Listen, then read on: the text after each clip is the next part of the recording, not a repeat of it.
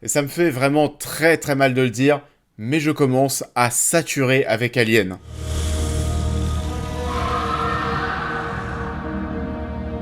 Bonjour à tous, j'espère que vous allez bien. On se retrouve aujourd'hui pour une seconde vidéo, parce que oui, on s'est retrouvé un petit peu plus tôt en ce jour pour parler de Marvel Zombies.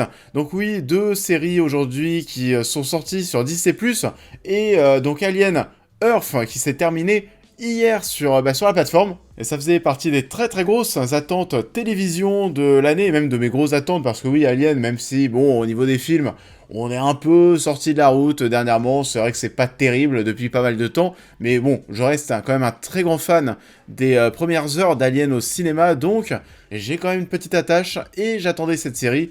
Qu'est-ce que ça donne, Alien Earth? C'est parti, on en parle. Alien Earth est disponible sur Disney+, et est composé de 8 épisodes. En 2021, la Terre est gouvernée par 5 corporations. À cette époque, les cyborgs et les synthétiques cohabitent avec les humains, mais la donne change lorsqu'un jeune prodige, fondateur et PDG d'une grosse corporation dévoile une nouvelle avancée technologique, les hybrides. Alors, bon, ça me fait un peu chier parce que, comme je le disais, Alien, à la base, j'aime bien. Pour moi, Alien 1, c'est un chef-d'œuvre et je l'ai même revu au cinéma il y a pas si longtemps que ça. Et pour moi, ça a vraiment, mais alors vraiment pas pris une ride. Alien 1, ça déchire. D'ailleurs, cette série, c'est un petit préquel au premier film puisque ça se déroule 2 ans avant. On a ensuite eu Alien 2, 3 et 4 et bien sûr Alien Prometheus et Covenant qui ont pas mal divisé dernièrement. Et Romulus, dont on a parlé sur la chaîne, qui en soi, bon, c'était pas la folie, mais ça passait. En tout cas, moi j'avais quand même ressenti le fait d'avoir vécu une expérience alien au cinéma. Il y avait de la tension, oui, c'était très teenager, mais bon, allez, pourquoi pas, ça se regardait, c'était pas Alien comme à ses plus belles heures, mais j'étais pas déçu en sortant de la salle. Et là, ce Alien en série qui sort aujourd'hui sur Disney+, qu'est-ce que ça donne?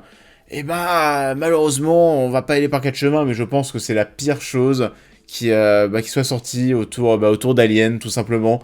Non, vraiment, j'ai pas du tout kiffé. Pour moi, c'est un des trucs les plus décevants de l'année, en fait. If I'm not human, what am I? Il y a vraiment très très peu de choses que j'ai aimé ici, et pourtant, le postulat de départ est plutôt bon. Voilà, une série Alien, on se dit que ça peut être sympa. En plus, ça va permettre de pouvoir étendre l'univers, de pouvoir enrichir le lore, les affiches.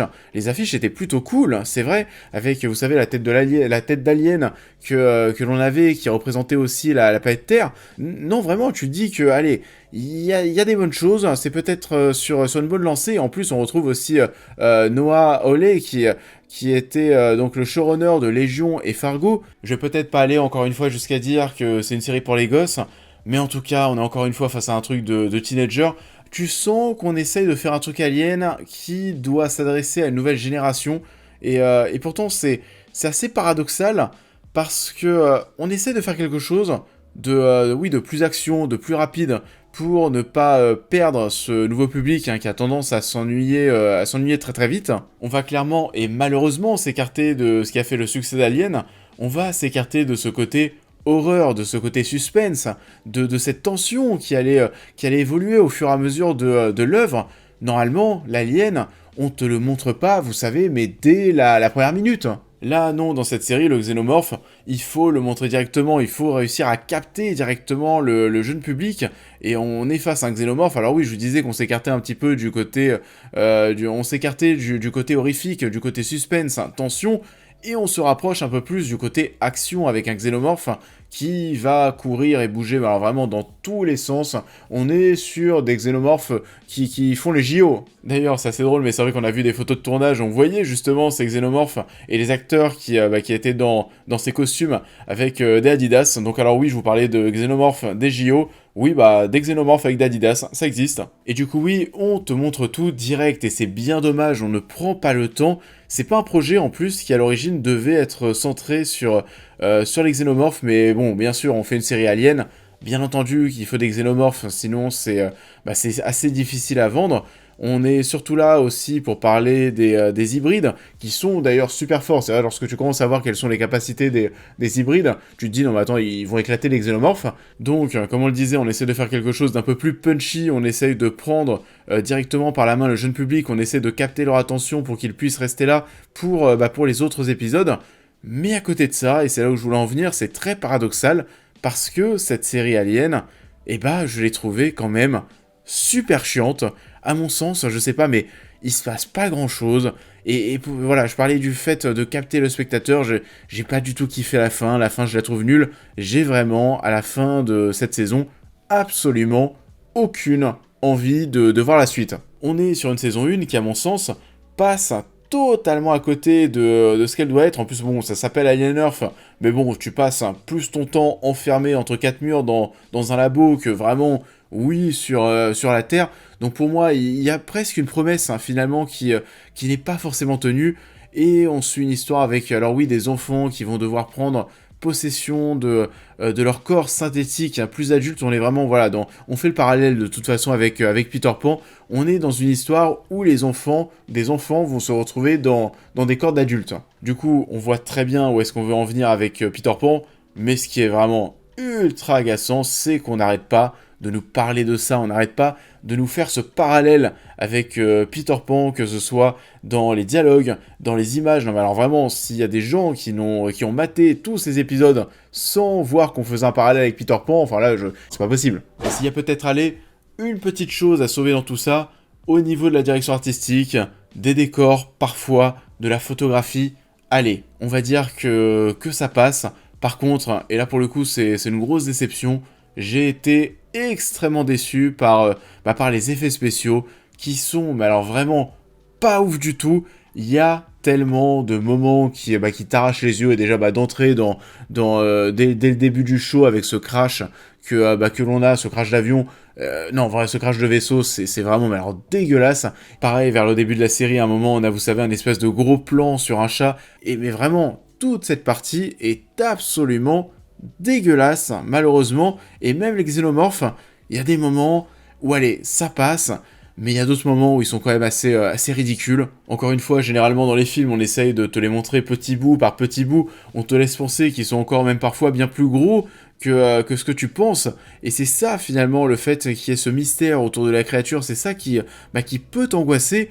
Là, parfois, je suis désolé, il y a des plans où tu vois, oui, l'intégralité de la créature, et t'as presque l'impression de voir, mais je sais pas, parfois un xénomorphe de compagnie. This ship collected specimens. 5 new life forms from distant planets. Donc bon, allez, comme on le disait, peut-être un petit point positif sur le fait qu'on reconnaît au moins l'univers alien, mais sinon... Waouh, même la réalisation, la mise en scène, hein, alors c'était naze, vraiment tout ce qu'il y a au départ, le montage, vous savez, ce petit montage épileptique qu'on a au début pour nous faire apparaître, mais encore une fois de manière très épileptique, avec ces petits flashs des aliens, des xénomorphes pour te dire, oui, mais vous inquiétez pas, ils arrivent. Non, vraiment, ça c'est pire idée, c'était vraiment super nul pour débuter le show. Et ah oui, d'ailleurs, il y a ça aussi que j'allais oublier, mais alors pour le coup, c'est vraiment une des choses qui m'a aussi le plus déplu, je pense. Toutes ces fins d'épisodes qui se terminent, vous savez, sur du rock. Déjà que, voilà, je me suis tapé des épisodes, parce que les épisodes sont longs, c'est des épisodes d'1 heure. Déjà que pendant 1 heure, je me suis fait chier. On essaye de m'installer dans un truc un peu horrifique, mais très teenager, très gentillet, où ça me prend pas plus que ça. Mais tout ça pour terminer sur du rock'n'roll, et donc sur une ambiance musicale qui est totalement différente de ce qu'on a durant l'épisode. Non, vraiment, ça m'a pas plu. Et du coup, vous l'avez compris aussi, bien sûr, le casting, je l'ai trouvé quand même assez catastrophique. Alors, il y a peut-être que Babou Cessé qui joue Moreau que j'ai bien aimé, mais ensuite, pour le reste... Bah oui, c'est très teenager, ça fait très casting de série. Alors, dans Alien Romulus, c'était aussi assez teenager, mais c'était quand même tellement mieux avec Calice Penny et surtout David Johnson, que l'on va retrouver d'ailleurs cette semaine. Je pense qu'on va en parler cette semaine sur la chaîne, parce que j'ai déjà vu le film. On a Marche ou Crève qui sort la semaine prochaine, où oui, il est dedans, et moi, c'est un jeune acteur que j'aime beaucoup. On en reparle, je pense, ce week-end de Marche ou Crève, et donc de David Johnson. Si je reviens sur ce que j'étais en train de vous dire, Alien Romulus, oui, c'était des jeunes acteurs, mais j'aimais plutôt bien ce qui se passait, j'aimais bien leur alchimie, ça passait. Là, pour le coup, tout le monde est insupportable, c'est un défilé de personnes sans charisme.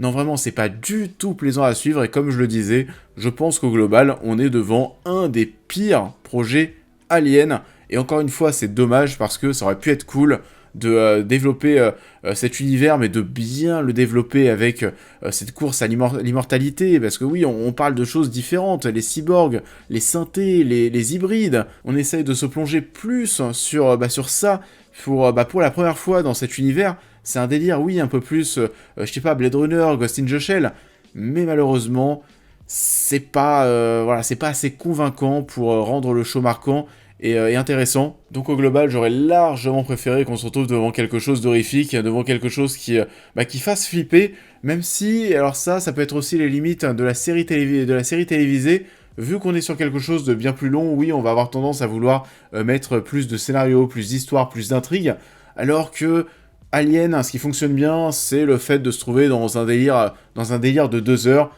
claustrophobique, flippant, où la tension va monter pendant 2 heures sans s'arrêter, sans qu'il y ait des pauses d'une semaine entre chaque épisode. Donc, est-ce que vraiment Alien en série, ça peut marcher ? J'ai un doute.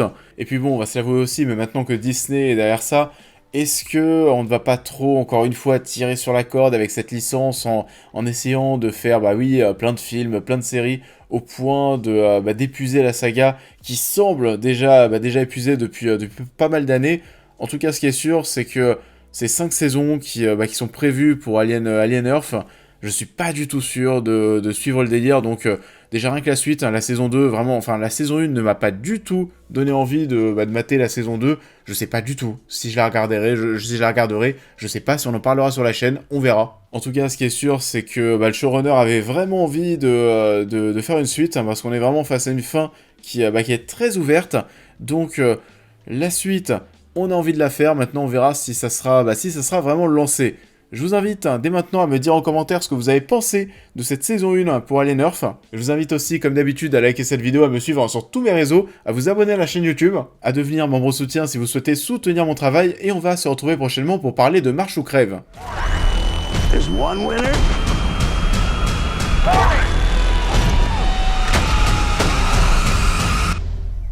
And no finish line. Et du coup, oui, Marche ou Crève, on en a déjà un petit peu parlé dans cette vidéo grâce à David Johnson.